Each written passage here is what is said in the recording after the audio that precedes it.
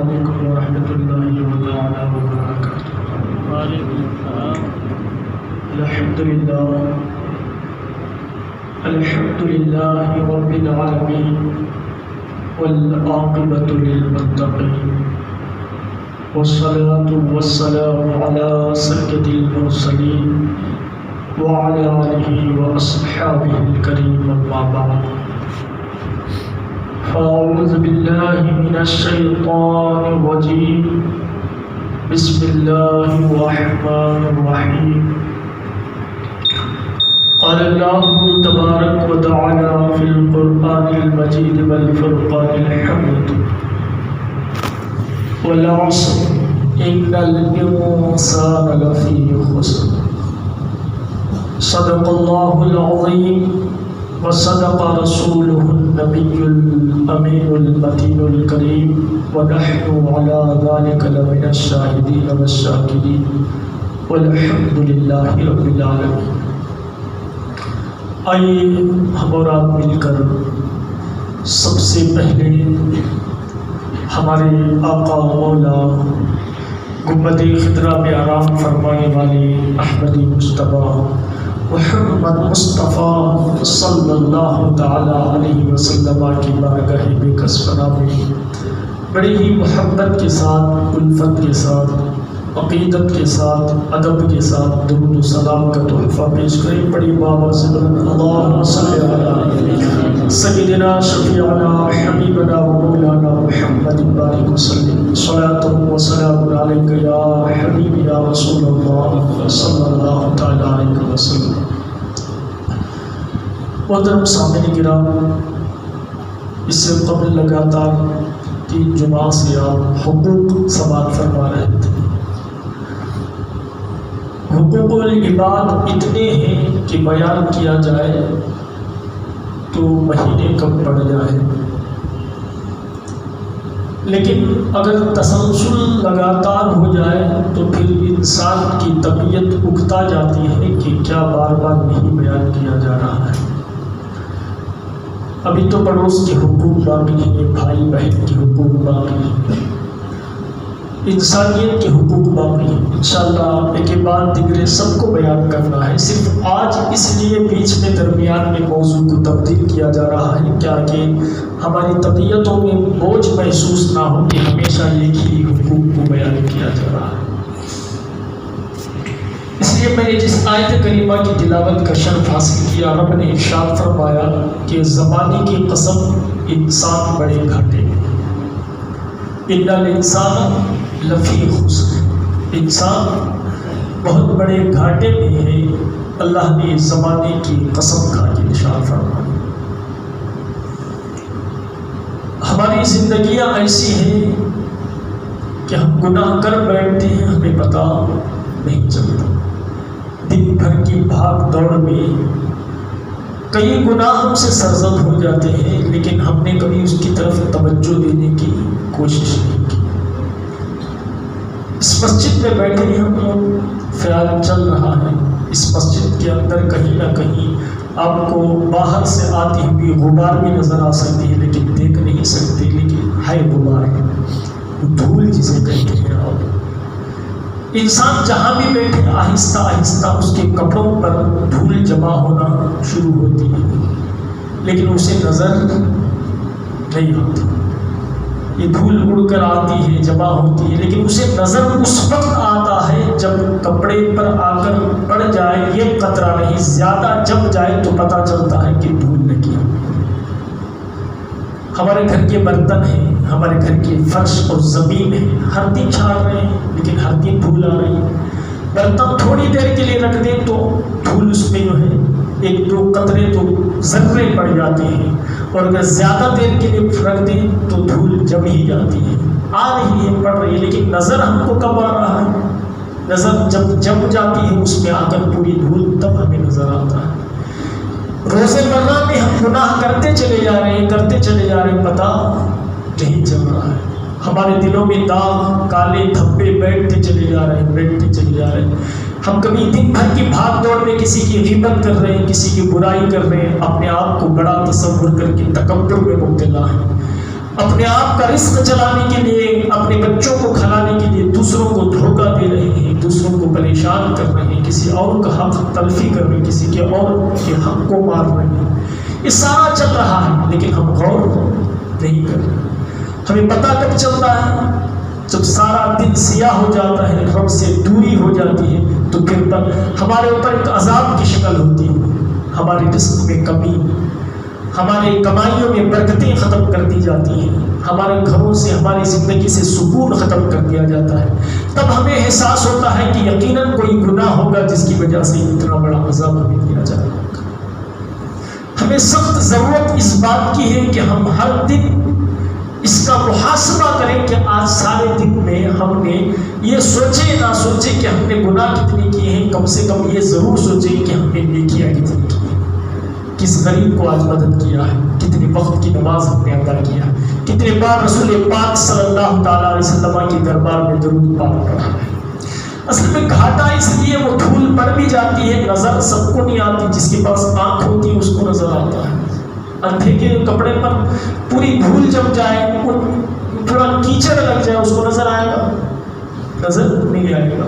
آنکھ والا ہی دیکھے گا، جس کی آنکھیں ہیں، روشن ہیں، دیکھ رہا ہے۔ اسی طرح دل میں سیاہی بیٹھ گئی ہے لیکن احساس کو دیکھتا وہی ہے جس کے پاس دیکھنے کی طاقت و صلاحیت ہے، سوچنے کا مادہ ہے، ورنہ ساری زندگی اندھے پن پر گزر جاتی ہے، قبر میں چلے جاتے ہیں، پھر ہوشیاری ہوتی ہے، تب بیدار ہوتا ہے دن کہ ہم نے جو کچھ کیا وہ غلط کیا ہے۔ دیکھیے، آپ نے دیکھا، ہم اصل حالت کو نہ چھوڑیں۔ محمود کے ایک خاص وزیر تھے جن کا نام ایاز تھا۔ وہ کیا کرتے؟ ایک وقت ان کا دن میں ایسا مقرر تھا کہ اپنے کمرے کا دروازہ بند کرتے اور اندر جا کر اس طرح بیٹھ جاتے کہ کسی کو اندر آنے نہیں دیتے اور اندر سے رونے کی آوازیں آتی۔ ایک دن خادم نے شکایت کیا بادشاہ سے، محمود میرے سرتاج، آپ کا وزیر جو ہے تنہائی میں روتا ہے، کوئی اس کی پریشانی ہے، آپ پوچھیں تو صحیح۔ بادشاہ محمود گئے تو ایاز کا جب دروازہ کھولا تو ایاز اندر سے اپنے پھٹے پرانے چپل کو سینے سے لگا کر رو رہے تھے۔ بادشاہ نے پوچھا کہ ایاز، آج تجھے وہ مرتبہ ہم نے دیا ہے کہ اپنا وزیر بنایا ہے، آج تجھے پہننے کے لیے کپڑوں میں کوئی کمی نہیں ہے، تجھے بلندی اور وقار آج اتنی ہے کہ ایک اشارہ کرتے تو تیرے سارے سپاہی تیرے قدموں میں آ کر جمع ہو جائے، لیکن یہ پھٹے ہوئے چپل پکڑ کر روتا ہے۔ تو وزیر ایاز کہتے ہیں کہ اے بادشاہ، جب آپ کے پاس میں آیا تھا نا تو یہ پھٹے ہوئے چپل لے کر آیا تھا، اب میں اس زمانے کو، اس وقت کو، میں اپنی اصل اوقات کو بھول جاؤں تو پھر میرے لیے کوئی معنی نہیں کہ میں گر جاؤں، پھر سے اسی مقام پر آنے کے لیے دیر نہیں لگے گی۔ ہاں، میں اس وقت کو یاد کرتا رہوں، اس وقت کو یاد کر کے روتا رہوں، اللہ میری اور جو ہے درجات میں بلندی عطا کرے گا، اس ادا سے بلندی عطا کرے گا۔ ہمارا حال یہ ہے نا، ہم پچھلی ساری زندگی بھول گئے ہیں، اب کی دیکھ رہے ہیں، اب ہم کیا ہے؟ میں آپ کو بتاؤں، دنیا کی نظریں صرف اتنا ہی دیکھ سکتی ہیں، سائنس صرف اتنا ہی ہے۔ انسان کی حقیقت کو کتنا جانتا ہے سائنس؟ ماں کے پیٹ سے پیدا ہونا، قبر میں چلے جانا، نہ تو ماں کے پیٹ سے پیدا ہونے سے پہلے کے حالات سائنس جانتا ہے اور نہ تو قبر میں جانے کے بعد کے حالات سائنس جانتا ہے؟ نہیں جان سکتا۔ اب اس کا مطلب یہ تو نہیں کہ دنیا والے نہیں جانتے تو کوئی نہیں جانتا۔ اب یہ سینا کے اندر میں، بنگلور کے اندر ایک ڈاکٹر ہو، بہت بڑا ڈاکٹر ہو، وہ ہارٹ اسپیشلسٹ ہو، یعنی بہت آپریشن اس نے دل کے کر دیے ہوں، اور اگر سینا میں کسی کو آنکھ میں تکلیف ہو جائے، کس میں تکلیف؟ آنکھ میں، وہ انسان سوچے کہ اتنا بڑا ڈاکٹر ہے، دل نکال کر آپریشن کر دیتا ہے، اس کی باریک باریک رگیں ہوتی ہیں، تو اس کے پاس میری آنکھ کا علاج کیوں نہیں ہوگا؟ وہ چلا جائے اور وہ دل کا ڈاکٹر یہ کہے کہ آپ صحیح ہیں اپنی بات پر کہ آپ کے آنکھ میں بیماری ہے، لیکن اس کا علاج میں نہیں کر سکتا، تو اس کا مطلب یہ تھوڑی نہ ہے کہ یہ دل کا جو آپریشن کرنے والا ہے وہ آپ کے آنکھ کا علاج نہیں کر سکتا، تو کہ پوری کائنات میں کوئی نہیں ہے کہ آپ کا آنکھ کا علاج نہیں کر سکے۔ ہے تو کوئی؟ وہ قرآن ہے، ہمیں بار بار یاد دلاتا ہے، کہتا ہے لا ریب فیہ، جس میں کوئی شک نہیں ہے۔ اللہ نے ہدایت کی کتاب اس لیے دی ہے کہ تمہیں بار بار یاد دلاتے رہے کہ تمہاری اصل حالت کیا ہے، تمہارے پیدا ہونے سے پہلے تم کہاں تھے، تمہارے مرنے کے بعد تم کہاں رہو گے۔ یہ قرآن جانتا ہے، یہ دنیا نہیں جانتی۔ ہم کیا سوچتے ہیں؟ ہماری ابتدا ماں کے پیٹ سے ہے، ہماری انتہا قبر ہے۔ ہماری ابتدا بھی ماں کے پیٹ نہیں ہے اور ہماری انتہا بھی قبر نہیں ہے، ہماری انتہا بھی قبر نہیں ہے۔ یہ دونوں ہم نے جو تصور بنایا ہے، یہ دونوں جھوٹے تصور ہیں ہمارے۔ قرآن جو تصور دیتا ہے وہ صحیح تصور ہے۔ ہمارا وجود بہت پہلے سے، ماں کے پیٹ میں رہنے سے پہلے کا وجود ہے۔ ہم اصل حالت کو بھول چکے ہیں۔ اب ایک مینڈک کو پکڑے، آپ ایک مچھلی لائے، بچہ ایک مچھلی پکڑ کر لائے اور یہ جو ہے اس کو ٹینک بنا کر اس ٹینک میں چھوٹی سی مچھلی کو رکھ دے، اس میں کھیلتی رہے گی، کیا سوچے گی؟ جتنا یہ ٹینک بنا ہے نا، وہ سوچے گی یہی میری زندگی ہو، یہی سب کچھ۔ اس مچھلی کو نہیں معلوم کہ دوسری مچھلیاں اور ہیں جو تالاب میں رہتی ہیں، ان کے لیے اور آزادی کی جگہ ہے، اور تالاب میں رہنے والی مچھلی کو نہیں معلوم کہ ایک سمندر بھی ہے، وہاں بھی مچھلیاں رہتی ہیں، ان کے لیے اور آزادی ہے، اور آزادی ہے۔ ایک میں ہر شخص اپنے جہاں جس جہاں میں رہتا ہے وہ اس کا تصور کرتا ہے کہ بس ہماری زندگی یہی ہے۔ ہم یہ سوچ رہے ہیں کہ ہمیں جو ہے ایک 25 35 60 سال کے بعد کم سے کم اس دنیا سے گزر جانا ہے، اور اس کے بعد کچھ نہیں ہے، اس کے بعد بھی بہت بڑا جہاں ہے، بہت بڑا جہاں۔ اس سے جیسے پہلے تھا، ہماری پیدائش سے، ماں کے پیٹ سے نکلنے سے پہلے تھا۔ رب ارشاد فرماتا ہے هل اتى على الانسان حين من الدهر لم يكن شيئا مذكورا، کہ انسان کے لیے سب سے پہلی منزل، ہم کیا سوچ رہے تھے؟ ماں کا پیٹ سے نکلنا ہمارے لیے یہ پہلی منزل ہے۔ رب کہتا ہے کہ پہلی منزل تمہاری یہ نہیں ہے، انسان تیری پہلی منزل وہ ہے کہ تو تھا، لیکن ایسا تھا کہ تیرا ذکر بھی نہیں تھا۔ کیا نہیں تھا؟ ذکر بھی نہیں تھا۔ یہ عجیب حالت ہے، ذکر بھی نہیں ہے، تھا بھی۔ کوئی چیز ہوتی ہے تو ذکر تو ہوتا ہے نا، لیکن رب کہتا ہے کہ تھا لیکن لم یکن شیئا مذکورا، ہونے کے باوجود بھی تیرا ذکر نہیں تھا۔ کیوں؟ تجھے کوئی جانتا تک نہیں تھا، تجھے کوئی پہچانتا تک نہیں تھا۔ تو تھا تو صرف تیرے رب کے تصور میں تھا، تیرے رب کے راز میں تھا، اللہ کے علم میں تھے ہم، تھے کہ ہم سب اللہ کے علم میں پہلے سے تھے۔ کیا تھے؟ کہ یہ ایک دن ہمیں پیدا کرنا ہے۔ رب کے علم میں تھے کہ یہ ایک دن اس کی روح بنانی ہے، یہ ایک دن اس کو دنیا میں بھیجنا ہے۔ یہ ہمارا ابتدا ہے، ہماری کیا ہے؟ یہ ہماری سب سے پہلی ابتدا ہے۔ جب اس کو عرفہ اٹھا کر دیکھیں، اس کے بارے میں فرمایا وہ وجود سری ہے۔ وہ کیا ہے؟ ہمارا وجود سری، جہاں راز، سر کا معنی کیا ہوتا ہے؟ راز ہوتا ہے۔ انسان اللہ کے راز کے ساتھ راز ہوتا ہے۔ رب ارشاد فرماتا ہے حدیث قدسی الانسان سری وانا سرہ، انسان میرا راز ہے اور میں اس کا راز ہوں۔ میں کیا ہوں؟ میں اس کا راز ہوں، وہ میرا راز ہے۔ اس لیے رب نے اپنے علم میں انسان کو کتنے سال رکھا، کتنی صدیاں رکھا، یہ کوئی جانتا نہیں، لیکن ہمارا وجود تھا اس وقت بھی، اس وقت بھی ہمارا وجود تھا۔ وہ اتنا پاک وجود تھا، اتنا صاف وجود تھا کہ ہمیشہ رب کے ذکر میں ہوتے، رب کے ذکر میں ہوتے، رب کے خیال میں ہوتے، رب کے تصور میں ہوتے۔ اس سے پاک کوئی جہاں نہیں تھا، اس سے پاک کوئی وجود نہیں تھا۔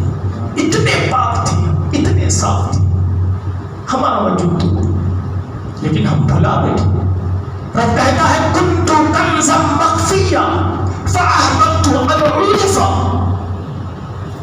میں خود جو ہے انسان کو تو دور کی بات، رب کہتا ہے میں خود ایک چھپا ہوا خزانہ تھا، مجھے کوئی جانتا نہیں تھا۔ فاحببت ان اعرف، میں نے چاہا کہ میری پہچان ہو جائے۔ فخلقت الخلق، تب میں نے مخلوق کو پیدا کرنا چاہا۔ پیدا کرنے کا ارادہ کب ہوا؟ جب رب نے چاہا کہ میری پہچان ہو۔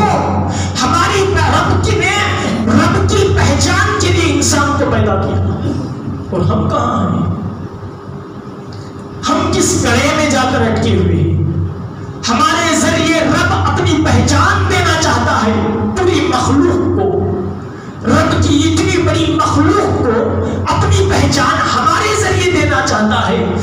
جانوروں کو، پتھروں کو، نباتات کو، جمادات کو، یہ دریا کو، یہ پانی کو، یہ سمندر کو، یہ چاند کو، یہ ستاروں کو، سب کو ہمیں پیدا کر کے یہ بتانا چاہتا ہے کہ تیرے رب کی شان کیا ہے. لیکن ہم کیا، ہم اللہ کی شان بیان کرنے کے بجائے ہم اتنے ذلیل، اتنے رذیل اس دنیا میں ہو چکے ہیں کہ ہمارا وجود تو سب سے اچھا وجود اس وقت تھا جب وجود سری میں تھے، اللہ کے راز میں جب تھے تب تک اچھا وجود ہمارا کوئی، اس سے اچھا وجود تو ہمارا کوئی نہیں تھا. اس لیے رب نے فرمایا اے انسان اگر تو چاہتا ہے کہ اپنے رب کو پہچاننا چاہتا ہے، من عرف ربہ فقد من عرف نفسہ فقد عرف ربہ، تجھے راز میں میں نے رکھا، راز میں میں نے رکھا تو میرے راز کا فیض بھی تجھے دیا ہے. اللہ کی ایک عادت کریمہ ہے، یہ سمجھے کہ جس جہاں میں ہمیں رکھتا ہے اللہ اس جہاں کا ایک فیض عطا فرما دیتا ہے. ہمیں جنت میں رکھا، جنت سے جب بھیجا گیا تو جنت کا لباس دیا گیا ہمیں، جو جنت میں اتار دیا گیا، لیکن دنیا میں باقی رکھا ناخن کی شکل میں. یہ جنت کا لباس ہے. کون سا؟ یہ ناخن جو ہے جنت کا لباس ہے. حضرت آدم علیہ السلام سے جب جنت کا لباس نکال لیا گیا، دنیا میں بھیجا، تو حضرت آدم نے دیکھا کہ ان کا جنتی لباس ناخنوں کی شکل میں موجود. انہوں نے فوراً دیکھا تو اس میں ایک میں لکھا تھا لا الہ الا اللہ، دوسرے میں محمد رسول اللہ. فوراً انہوں نے کیا کیا، دونوں کو جب دیکھا کلمے کو، اپنے اس ناخنوں کو آنکھوں سے لگایا اور ہونٹوں سے چوم لیا اسے. یہ آج کی بات نہیں ہے، آج جھگڑ رہے ہیں ہم انگوٹے چومنے میں، یہ ناخن کو چومنے میں آج جھگڑ رہے ہیں، یہ آج کی بات نہیں. اب حضرت عیسیٰ علیہ السلام کی انجیل اٹھا کر دیکھیں، اس میں بھی تذکرے موجود ہیں کہ آنکھوں کو، انگوٹھوں کو لگا کر چوما جاتا تھا. یہ آج ہم بد اخلاقی میں آئے. ایمان جو ہے معلوم کیا، ایمان دیکھ کر سمجھنے کا نام نہیں ہے. یؤمنون بالغیب، غیب کا نام ایمان ہے. ہم تو دیکھنے میں لگے ہوئے، اس لیے ہمارا ایمان مکمل نہیں ہو رہا، کامل نہیں ہو پا رہا. تو بات یہ ہے کہ جس طرح اللہ نے یہ ہمیں جنت سے جب نکال دیا تو اس وقت جنتی لباس کو ناخن کی شکل میں برقرار رکھا، اس طرح جب تک ہم وجود سری میں تھے، اللہ کے وجود سری میں تھے، جب وہاں سے اللہ نے ہمیں جدا کیا تو اس کا فیض عطا فرمایا، فیض عطا فرمایا. اسی فیض کا بدلہ ہے، رب کہتا ہے من عرف نفسہ فقد عرف ربہ، جس نے اپنے آپ کو پہچان لیا اس نے رب کو پہچان لیا. ہم اپنے آپ کو پہچاننے کی کوشش نہیں کر رہے. ہم کیا سوچ رہے ہیں، ہم وہی ذلیل حرکتیں، وہی رذیل حرکتیں. ہم نہیں سوچ رہے کہ ہمیں کس لیے بنایا گیا ہے، کیوں بنایا گیا ہے، مقصد کیا ہے بنانے کا، کس کو پہچانوانا ہے. یہ ہم سوچ نہیں ہے، سمجھ نہیں رہے. ہمارا یہ پہلا مقام ہے، رب کہتا ہے پہلا مقام. اور دوسرا وجود سری سے جب نکالا اللہ تبارک و تعالیٰ نے، وَإِذَا أَرَادَ إِنَّمَا أَمْرُهُ إِذَا أَرَادَ شَيْئًا أَن يَقُولَ لَهُ كُن فَيَكُونُ. رب نے کیا کیا، دوسرا وجود ہمیں بخشا. جب تک اللہ کے علم میں تھے، علم سے نکال دیا، علم سے نکال کر کیا کیا، روح بنا دیا. کیا بنا دیا، روح بنا دیا. أن يقول له كن، اللہ نے اس سے کہا. کس سے کہا، اللہ کے علم میں جو تھا اس سے کہا. اللہ کے علم میں جو تھا اس سے کہا. ہم علم میں تھے تو ہم سے کہا، لیکن سردار اس میں محمد عربی ہے. سردار کون ہے، محمد عربی ہے. اللہ کے رسول جو خیال رب میں تھے، رب نے فرمایا اے محمد ہو جا تو محمد ہو. پھر تو بعد میں ہوئی نا تخلیق. سب اولہ ما خلق اللہ نوری. رسول فرماتے ہیں کہ سب سے پہلے اللہ نے میرے نور کو پیدا فرمایا، تخلیق میرے نور. پھر اللہ نے جب ارادہ کیا اور ہمیں کہا کہ ہو جا تو ہم ہو گئے. اللہ کا حکم صرف یہ حکم آیا کہ ایک جہاں سے دوسرے جہاں میں آ گئے، ایک جہاں سے دوسرے جہاں میں. پہلے کہاں تھے، وجود سری میں تھے، اللہ کے علم میں تھے. اب عالم ارواح میں آ گئے. کہاں گئے، ایک بہت بڑا عالم ہے جہاں روحیں جمع ہیں، جس کے بارے میں کہا کہ اتنی روحیں، اتنی جنودن، لشکروں کے لشکر، لشکروں کے لشکر. سب کی روحیں، انبیاء کی روحیں، اولیاء کی روحیں، بڑے بڑوں کی روحیں، چھوٹے چھوٹوں کی روحیں، کافروں کی روحیں، بدکاروں کی روحیں اور صالحین کی روحیں، سب کی روحیں اسی عالم ارواح میں جمع ہے. اس عالم میں ہمیں نکال کر ڈال دیا. رب کہتا ہے یسألونک عن الروح، اے محبوب لوگ آ کر آپ سے پوچھتے ہیں کہ روح کیا ہے. یہ کیا پوچھتے ہیں؟ یہ روح کیا ہے، اس کے بارے میں بتائیں. یسألونک عن الروح، رب کہتا ہے قل الروح من امر ربی. اے حبیب جب آپ سے پوچھے تو کہنا کہ تمہارے رب کا حکم ہی روح ہے، تمہارے رب کا حکم ہی روح ہے. جب وہ کہتا ہے تو عالم وجود سر سے جو ہے راز سے نکل کر عالم روح میں آ جاتا ہے. خالی اللہ کا یہ ایک حکم عالم بدل لے گا. ہم سوچ رہے ہیں روح کوسی ہوگی، کدھر ہوگی، کیا ہوگی، لیکن جیسے ہی عالم بدلا، پہلے وہ جو نزدیکیاں تھیں وہ تھوڑی دوری میں بدل گئی. سفر انسان کا ہمیشہ جدائی پیدا کرتا ہے. دیکھا کہ آپ نے حضرت یوسف علیہ السلام جب سفر کے لیے نکلے تو والد سے جدائی ایسا ہوئی کہ تڑپتے رہ گئے. حضور پاک صلی اللہ تعالیٰ علیہ وسلم جب سفر کے لیے نکلے تو ان کی والدہ محترمہ کے لیے جو پیغام اجل آیا اللہ کی بارگاہ میں حاضری ہونے کا، تو اللہ کے رسول صلی اللہ تعالیٰ علیہ وسلم اپنے جو ہے ظاہری حیات میں تب تک آخری لمحوں تک اس لمحے کو یاد کرتے رہے. یہ جدائی کا وقت ہے. تو لہذا رب نے ہمیں یہ مقام سے دوسرے مقام پر بھیجا تو ہمارا جو ہے وہ جو محبت کا سلسلہ تھا، وہ جو قرب تھا، وہ آہستہ آہستہ جدائی میں تبدیل ہو گیا. لیکن اللہ نے فیض کو برقرار رکھا. اس کے علم میں اس کا فیض ملتا تھا. عالم ارواح میں مصطفیٰ کی روح کو رکھا، کہا اب تمہیں فیض یہاں فیض میرے وجود کا نہیں، مصطفیٰ کے وجود کا فیض ملے گا. اللہ کے رسول صلی اللہ تعالیٰ علیہ وسلم کا فیض سارے روحوں کو ملتا رہا، اور جو جتنا زیادہ فیض پا گیا اس جہاں میں آج اتنا بڑا ہے وہ. کوئی غوث ہے، کوئی قطب ہے، کوئی خواجہ غریب النواز ہے، کوئی کیا ہے، کوئی کیا ہے. جتنے بھی مرتبے ملے ہیں اسی عالم ارواح سے ملے ہیں، اسی عالم ارواح سے ملے ہیں. جتنا زیادہ فیض مصطفیٰ کا جس روح کو ملتا گیا اللہ نے اتنا زیادہ بلندی اس کو عطا فرما دی. اتنی بلند اب اس دنیا میں آ کر کوئی یہ چاہے کہ میں بلند ہو جاؤں، میں بڑا ہو جاؤں، ہو نہیں سکتا.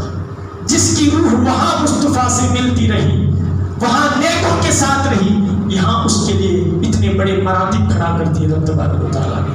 پھر اب ارشاد فرماتا ہے میں نے اسی عالم ارواح میں سارے لوگوں کو جمع کیا.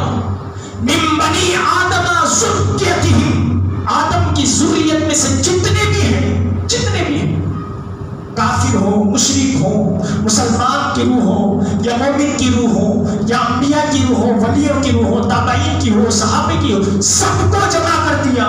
سب کو جمع کرنے کے بعد پوچھا الست بربکم، کیا میں تمہارا رب نہیں ہوں؟ سب کو جمع کر کے کیا تمہارا رب نہیں ہوں؟ اس وقت جو ہمارا رب کے علم میں تھے نا ہم لوگ، ایک جہاں سے دوسرے جہاں کو آئے تھے، تو ابھی ہمیں معلوم تھا کہ اللہ ہمارا رب ہے. ابھی محبتیں برقرار تھی کیونکہ ابھی اتنی زیادہ جدائی نہیں ہوئی تھی. ابھی محبت اور نسبت کا رتبہ باقی تھا. تو قالوا بلا، ساری روحوں نے پکار کر کہا، کیونکہ ساری روحیں اس وقت تو مومن تھی. کل مولد یولد علی فطرت الاسلام، آقا فرماتے ہیں جس کی بھی روح جب داخل کر دی جاتی ہے جس میں ماں کے پیٹ سے نکلتا ہے تو وہ مسلمان ہوتا ہے. چاہے کافر کی پیٹ سے آئے، چاہے عیسائی کی پیٹ سے آئے، چاہے یہودی کی پیٹ سے آئے، چاہے دنیا کے کتنے بڑے جو ہے بد مذہب کے پیٹ سے آئے، مسلمان ہوتا ہے. لیکن اس کے ماں باپ اسے جو ہے کوئی کافر بنا دیتا ہے، کوئی یہودی بنا دیتا ہے، کوئی مشرک بنا دیتا ہے. الگ الگ دھرم جو دھرم باپ کا ہوتا ہے اس دھرم کو بنا دیتا ہے. درود پاک پڑھیں اللہم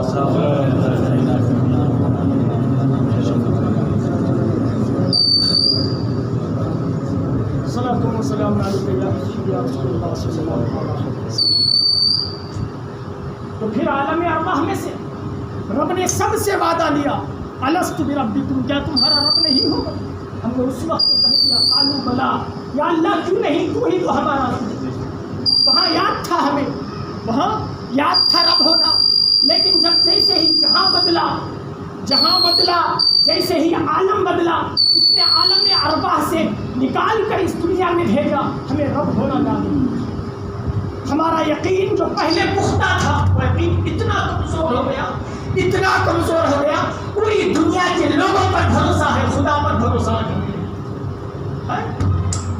صرف یہ ایک عالم بدلا، صرف یہ عالم، حالات دیکھیں انسان، اور ہمارے توکل اور اللہ کے علم سے ہمیں اتنی نسبتیں دور ہو گئی۔ وہ آج ہمیں فاتحہ میں دیکھیں، فاتحہ میں اتنی بڑی لسٹیں ہوتی ہیں، لیکن 10 قرآن ہیں، 40 یاسین ہیں، 50 وہ ہیں، یہ ہیں، فلاں ہیں، اتنی لمبی لسٹ لکھی ہوئی، اور حضرت بیٹھے فاتحہ کے لیے، وہ سارا پڑھنا ہے، ہمیں اتنا بھی معلوم نہیں کہ ہمیں جسے پڑھنا تھا پڑھ دیا، اسے بولنا ضروری نہیں، رب وہ ہے ہر قطرے قطرے کو جان رہا ہے، ہر ذرے لیکن ہمارے دلوں اور ہمارے ذہن میں پتہ نہیں کیا بھلا بھیٹا ہے۔ ہم آج بھی رب سے وہ توکل اور اللہ کے علم کا یقین ہمارے سینوں سے اٹھ گیا ہے۔ ہمیں سب کچھ تشریح میں چاہیے، ہم کو سب کچھ دکھاوے میں چاہیے، ہم کو سب کچھ بتاوے میں چاہیے۔ ہم یہ نہیں چاہتے، ہمیں معلوم ہے کہ پڑھا کتنا ہے، پہنچ گئے یہ بھی جانتے ہیں، لیکن ہم صرف زمانے کو بتانا چاہتے کہ ہم نے اتنا پڑھا ہے۔ ایسی دعائیں پہنچنے والی ہیں، رب کی بارگاہ میں بھروسہ اور اگر کہیں چھوڑ دیا جائے اس کو بیان کرنا، ان کو کہہ دیں کہ اللہ تو جانتا ہے چلے، وہ کہتے فاتح ہی نہیں ہوئی، دعا ہی نہیں ہوئی۔ یہ علم کی جو کمی، ہماری جہالت دیکھیں ہمارے عقیدے سے ہمیں کتنا دور کر رہی ہے۔ ہم نے کیا سمجھ لیا؟ کیا اللہ کو اس کا علم نہیں ہے؟ کیا اللہ کو ہمارے پڑھے کا علم نہیں ہے؟ کیا اللہ کو قبر کے حالات کا علم نہیں ہے؟ معاذ اللہ، ارے وہ تو ذرے ذرے کو پیدا کرنے والا ہے، ذرے ذرے کو بنانے والا ہے۔ تو لہذا ہم سارے زمانے پر، یہ تو ایک مثال دے رہا ہوں میں، سارے زمانے پر ہم بھروسہ کرتے ہیں، خدا کی ذات پر ہمیں بھروسہ آ جائے۔ حالات رب کہتا ہے یہ دونوں وجودیں تم نے میں نے تمہیں بخشے، دونوں وجہ۔ اب بتا ما غرک بربک الکریم، اے انسان اتنا سب کچھ میں نے تیرے لیے کیا، اتنا سب کچھ کیا، اب مجھے یہ بتا، اب تو اس دنیا میں آ کر جو تیری تیسری حالت میں تبدیل کی، تیسری بھی حالت ہے نا بھائی، یہ تو 2 حالتیں تھی، تیسری حالت کیا ہے؟ تیسری حالت یہ ہے کہ اللہ نے پتلا تیار فرمایا۔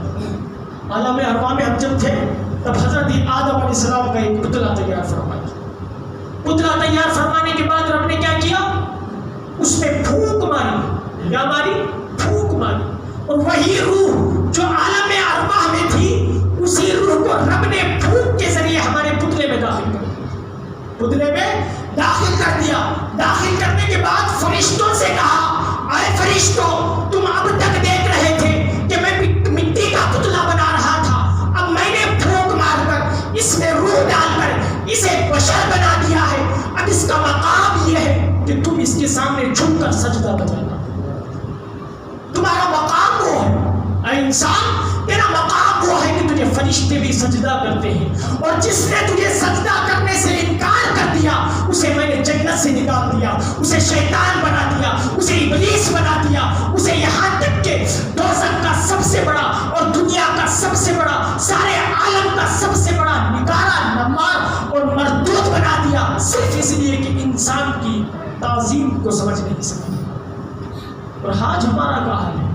ہم ایک دوسرے کے خون کے پیاسے ہیں، ایک دوسرے کو دھوکہ دینے میں ہمیں ذرہ برابر درد محسوس نہیں، ہمیں دوسرے کو گالی دینے کے لیے کوئی وقت کی ضرورت نہیں ہے، ہم ذرہ برابر تصور نہیں کرتے کہ آگے والا جو انسان ہے، ہم انسان ہیں، تو انسانیت کا وہ مقام ہے کہ اس کا ادب اور اس کی شان یہ ہے کہ رب نے اپنی معرفت کے لیے ہمیں پیدا فرمایا، اپنی معرفت کے لیے پیدا فرمایا۔ آپ دیکھتے نہیں اللہ نے جو سورج کے اندر گرمی رکھی ہے وہ انسان کے اندر کبھی غصے کی حالت میں رکھی ہے۔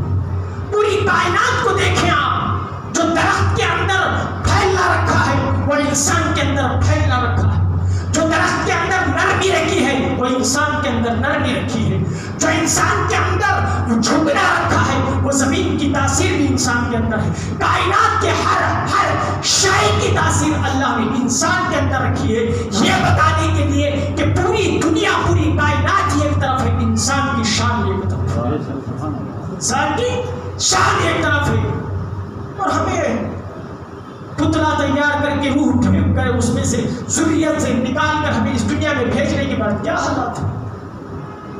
ایک طرف رب کہتا ہے لقد خلقنا الانسان فی احسن تقویم، ہم نے انسان کو تو بہت حسین و جمیل پیدا کیا، ثم رددناہ اسفل سافلین، اور اسے اتنا نیچے پھینک دیا، اتنا نیچے پھینک دیا کہ ذلیل و خوار ہو۔ کیوں ذلیل و خوار ہو؟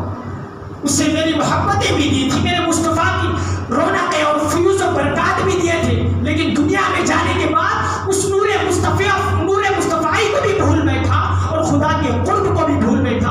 اس بھولنے کی سزا یہ ہے آج اس کی کہ وہ آج اسفل السافلین، اتنا نیچے ہے، اتنا نیچے ہے کہ خود کو پہچان نہیں پا رہا ہے آج۔ یہ بھوک ہے نا، اسے ہم بڑی معمولی تاثیر سمجھتے ہیں مسلمان، ہماری یہ منزلیں ابھی یہ تو وہاں سے ہے، یہ ابھی جانا بھی ہے، قبر میں جانے کے بعد یہ نہیں کہ ہم مرتے ہی ہماری زندگی ختم ہے، اس کے بعد اور جہاں ہے، جیسے ہماری پیدائش سے پہلے اور جہاں تھے اس طرح جانے کے بعد بھی اور جہاں ہے، ہم اسی کو سب سمجھ رہے ہیں۔ ہمارے تصورات خیالات ہماری یہ غلط ہے، جو آج دنیا کی سائنس کو لے کر ہم چل رہے ہیں یہ غلط ہے، ہمارا تو کچھ اور حساب و کتاب ہے جو قرآن نے بیان کیا، ہم اس کو سنا۔ درود پاک پڑھیں، اللہم صلی علی سیدنا شفیعنا حبیبنا مولانا محمد بارک وسلم، صلاۃ و سلام علیک یا حبیبی یا رسول اللہ صلی اللہ تعالی علیہ وسلم۔ اسی لیے یہ مراتب کو بیان کرنے کے بعد مولا روم نے اپنی کتاب مثنوی شریف کی ابتدا ہی اس سے کی۔ کیا؟ مولا روم رحمۃ اللہ تعالی علیہ راستے جنگل سے گزر رہے تھے، کیا کر رہے تھے؟ جنگل سے گزر رہے تھے۔ آپ نے کیا کیا؟ وہ بانس ہوتی نا، بانس، جنگل میں بانس آپ نے دیکھی، بانس کو آپ نے توڑا، توڑنے کے بعد اس میں سوراخ ڈالا، سوراخ ڈالنے کے بعد اس کو منہ میں لگایا اور اس کو پھونکنا شروع کیا۔ وہ پھونکتے جاتے کتاب لکھتے جاتے، پھونکتے جاتے کتاب لکھتے جاتے، کہتے کہ یہ جو میں پھونک رہا ہوں یہ معمولی پھونک نہیں ہے، اسی پھونک سے انسان کا وجود ہوا ہے، اسی پھونک سے انسان کا وجود ہے، یہ پھونک کوئی معمولی نہیں۔ جب رب نے ایک مرتبہ پھونکا تو انسان عالم ارواح میں آ گیا، اور دوسری مرتبہ پھونکا تو آدم کے پتلے میں آ گیا، اور اس آدم کے پتلے سے اس دنیا میں بھیجا۔ اب وہ کہتے ہیں کہ یہ جو سوراخ لگائے میں نے، اس میں جو سوراخ لگائے ہیں، یہ سوراخ جتنے بھی لگائے ہیں، ان سوراخوں سے ہوا نکلتی ہے اور جو آواز پیدا ہوتی ہے یہ ہماری روح تڑپ کر ہمیں داستان سناتی ہے کہ جس طرح تجھے پھونک کر رب نے اس دنیا میں بھیجا ہے، اب سن تیری دارد کی داستان۔ جیسے یہ بانسری تڑپ کر کہتی ہے کہ مجھے میرے جنگل سے جدا کر دیا گیا ہے، میرے جھاڑوں سے جدا کر دیا گیا ہے، اس طرح انسان تیری روح کہتی ہے پکار پکار کر کہ تجھے رب سے جدا کر دیا گیا، تجھے رب سے جدا کر دیا گیا ہے۔ پہلے عالم تھا، عالم ارواح میں گناہ نہیں، گناہ کا تصور نہیں، اتنا پاک و صاف کہ دھوکہ نہیں، غیبت نہیں، چغل خوری نہیں، تکبر نہیں، مال نہیں، شہرت نہیں، عزت نہیں۔ وہاں یہ ہے کہ ایک دوسرے کی قدر پڑی ہوئی ہے، ایک دوسرے سے محبتیں پڑی ہوئی ہیں۔ جب اس عالم سے نکال کر انسان بنا کر اس دنیا میں بھیجا تو اب یہاں سارے لوگوں کو شہرت چاہیے، سب لوگوں کو ذل عزت چاہیے، سب لوگوں کو دولت چاہیے، سارے لوگوں کو عمارت چاہیے، سارے لوگوں کو تجارت چاہیے، عبادت کا خیال کسی کو نہیں۔ سب کچھ چاہیے، جس کے لیے بنایا ہی نہیں گیا وہ سب چاہیے، اور عبادت جس کے لیے بنایا گیا وہ نہیں چاہیے۔ ہم کتنے بڑے غدار ہیں، ہم سے بڑے دھوکہ باز کوئی اور ہو سکتا ہے؟ ہم یہ امید رکھیں کہ ساری زندگی بھر رب کے ساتھ یہ معاملہ دھوکے کا رکھیں اور پھر یہ سوچیں کہ ہم سے بڑا جنتی سے بڑا بے وقوف کوئی نہیں ہے. نسبت پختی کرو عبادت و ریاضت. جو رب سے رابطے ہمارے ختم ہو چکے ہیں وہ رابطے جب تک درست نہیں ہوتے نا، جب تک درست نہیں ہوتے وہ رابطے درست ہو جائے تو پھر روح ہماری خوش ہوگی. وہ روح ہماری پھر سے خوش ہوگی کہ جہاں جو پہلے مجھے اللہ کے قرب کے مزے ملا کرتے تھے، لذتیں ملتے تھے، وہ پھر سے مل رہی ہے. اور ہماری روح کو لذت اور غذا اس لیے نہیں مل رہی ہے، ہم سب کچھ چھوڑ کر دنیا کے پیچھے بھاگ رہے ہیں، دنیا کے پیچھے بھاگ رہے ہیں. جتنا بھاگنا ہے بھاگے، لیکن انسان صرف یہ چیز اپنا ذہن میں بٹھا لے کہ موت کے بعد ایک پیسہ بھی قبر میں لے کر نہیں جانا ہے، اس کی زندگی سدھر جائے گی، زندگی بحال ہو جائے گی. اور یہ بتانے کی ضرورت نہیں کسی کو لکھ کر، کسی کو خط بھیج کر، کسی کو ٹیلی فون کر کے کہ میں سدھر گیا ہوں. یہ ہمارے انسان کی حقیقت بتاتی ہے کہ انسان کتنا سدھر چکا ہے. ہم اس لیے ہمیں یقین ہے، میں بول رہا ہوں نا، ہم جانتے ہیں کہ قبر میں کچھ نہیں لے جانا ہے، اس کے باوجود ہمارا وہ یقین اتنا کمزور ہے، اتنا کمزور ہے، اتنا کمزور ہے، پھر بھی مال کے پیچھے بھاگ رہے ہیں. مال کے پیچھے اتنا بھاگے جتنی ہمیں ضرورت ہے. بھاگنا کیا بھائی، اتنا تو لکھا ہوا ہے بھائی، جتنا لکھا ہے وہ تو آنا ہی ہے، اس کو کوئی چھین نہیں سکتا. جتنا رب نے لکھ دیا وہ کوئی لے نہیں سکتا، اور جو رب نے نہیں لکھا وہ کوئی دے نہیں سکتا، وہ کوئی دے نہیں سکتا. چوری کر لے، ڈاکہ ڈال لے، کسی کا قتل کر دے، کسی کا مال لوٹ لے، جتنا لکھا اتنا ہی ملے گا، جتنا لکھا اتنا ہی ملے گا، کچھ نہیں ملے گا. کسی کو کیا کیا کر دے کچھ نہیں ملنے والا. بس یہ عقیدہ بنائے کہ ہمیں صرف اپنے اہل و عیال کی پرورش کرنی ہے، ہمیں اپنے اہل و عیال کی پرورش کرنی ہے. دنیا کے اندر عمارتیں بنا کر کسی اور کو جو ہے انتظام نہیں کرنا ہے، بس اپنے بچوں کی اور اپنے اہل و عیال کی اس دنیا کی خاطر پرورش کر کے ان کی بھی آخرت سنوارنا ہے، ہماری بھی آخرت سنوارنا ہے. ہمارا تو مقصد یہ ہونا چاہیے. ہمارا یہ صرف گیپ ہے، زندگی کیا ہے، گیپ ہے. جو سفر بتایا نا میں، وہ ابتدا سے لے کر قبر کے بعد بھی ہے، وہ پورے سفر کا ایک چھوٹا سا حصہ ہماری زندگی ہے، چھوٹا سا حصہ. اور ہم کیا سمجھ رہے ہیں بچوں، وہ میٹک کی طرح یہ سب کچھ ہے، وہ میٹک کی طرح کیا سمجھ رہے ہیں ہم، یہی سب کچھ ہے. کیوں؟ میٹک اس گڑھے سے نکلا نہیں، تالاب میں گیا. تالاب میں جانا تو پتا چلتا کہ اس گڑھے سے بھی بڑا گڑھا ہے. وہ مچھلی ٹینک میں ناشتے رہے، اس کو پتا بھی اس سے بھی بڑی ٹینک ہے. اب گئی ہوتی سمندر میں تو اس کو پتا چلتا کہ اس سے بڑا جہاں ہے.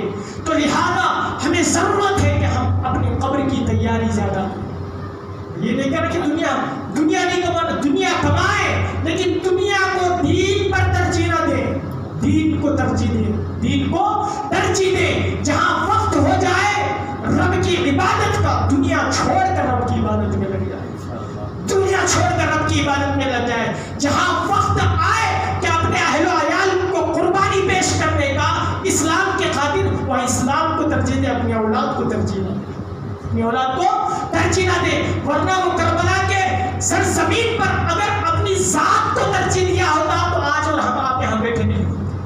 انہوں نے سر کٹا کر اسلام کو ترجیح دی، اسلام کو ترجیح دی. کہا آج کٹتا ہے تو کٹ جائے، کل میری نسلیں سر اٹھا کر زندگی جی. ہم نے کیا سوچا؟ ہم نے سوچا ہے کہ ہمارا سر اٹھے، بس دوسرے کا گرتا جائے بھاڑ میں جائے، ہمیں اس سے کوئی مطلب نہیں. قوم کا سوچیں، اپنا نہ سوچیں. قوم کا سوچو، اپنی ساری مسلمانیت قوم اور ملت کا سوچو. جب تک قوم اور ملت کی سوچ ہوگی تب تک کامیاب رہیں گے، تب تک کامیاب رہیں گے. اپنی خود کی سوچ سوچو گے کہ میں اچھا رہوں تو پھر نہ خود اچھے رہو گے نہ دوسروں کو اچھا رہیں گے. بس اللہ کی بارگاہ میں دعا ہے اللہ تبارک و تعالی ہم سے کوئی خطائیں ہوئی ہو تو اللہ معاف فرمائے، اور بالخصوص اللہ ہمارے والدین کے گناہ صغائر و کبائر کو معاف فرمائے. اللہ تبارک و تعالی ہمیں آخرت کی فکر عطا فرمائے، اللہ ہمیں قبر کا خوف عطا فرمائے، آخرت کی تیاری کرنے کی توفیق عطا فرمائے.